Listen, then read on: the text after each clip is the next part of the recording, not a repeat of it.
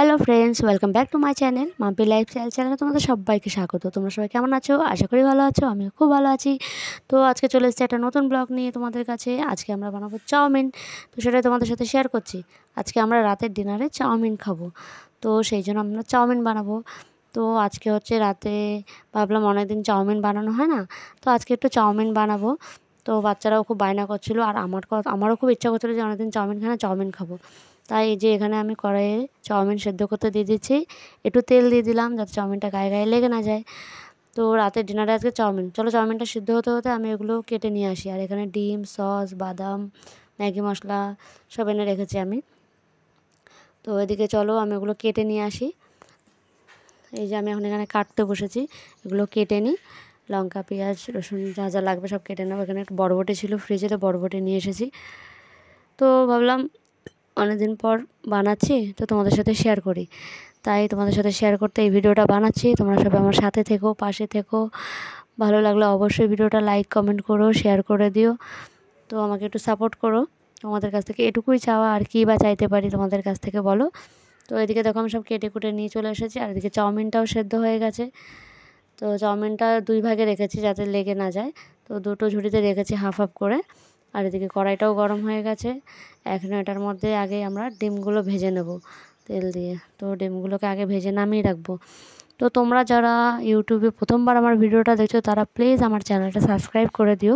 আর যারা Facebook page থেকে দেখছো তারা আমার পেজটা ফলো করে দিও। তো চলো দেখতে থাকো।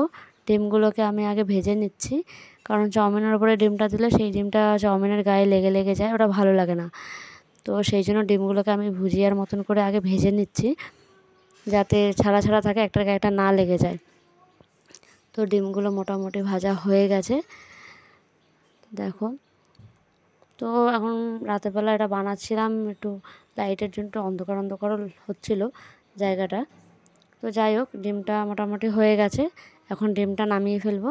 ডিমটা নামিয়ে এখন কড়াইয়ে তেল দিয়ে এখানে আমি এখন বরবটিগুলো ভেজে নেব।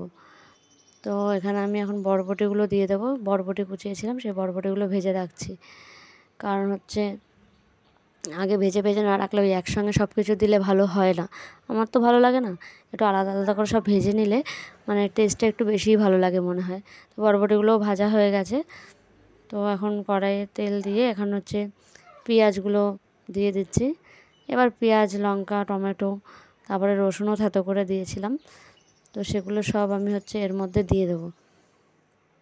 এই টমেটোগুলোও দেওয়া হয়ে গেছে। সবগুলো একটু লাল লাল করে ভাজা হলে তারপর এর মধ্যে নুন হলুদ দেওয়া হবে। তো ভিডিওটা কেমন লাগছে তোমরা কিন্তু অবশ্যই কমেন্ট করে জানিও। আর এখানে হলুদও দিয়ে দেওয়া হয়েছে। বেশ ভাজা ভাজা হয়ে গেছে লাল লাল করে। এর মধ্যে এখন চাউমিনগুলো দিয়ে দিচ্ছি। চাউমিনগুলো অ্যাকচুয়ালি চাউমিনটা দেওয়ার পরে একটু নাড়তে খুব অসুবিধা হয়। দোকানে তো মানে বড় বড় কড়াই, ওরা কীরকম করে নাড়ে জানি না, আমাদের তো একটু অসুবিধাই হয়। তাও চাউমিনটা অনেকটা বেশি হয়ে গেছিলো, সেই জন্য দুবার করে বানাতে হয়েছে। তো দেখো এখানে চাউমিনটা মেশাতে একটু অসুবিধাই লাগছিলো। তো যাই হোক, এই যেখানে মিশিয়ে নেওয়া হচ্ছে চাউমিনটা। আর এখানে ডিম আর বরবটি ভেজে রেখেছিলাম সেগুলো ওপর দিয়ে দিয়ে দিচ্ছি। তো আমাদের চাউমিনটা মোটামুটি রেডি, প্রায় হয়ে এসছে। আর এখানে আমরা ম্যাগি মশলা আর সস হচ্ছে দিয়ে দিয়েছি। তো আজকের ভিডিওটা তোমাদের কেমন লাগলো তোমরা অবশ্যই জানিও কিন্তু। আর এখানে থালায় থালায় বেড়ে নিয়েছি, ওদের 3 ভাই বোনের 3টে থালায় বেড়ে নিয়েছি, তারপরে আমরাও খাবো। আর বাবা তো অন্য কিছু খেয়েছে, ফেনা ভাত, আর মাও খেয়েছে।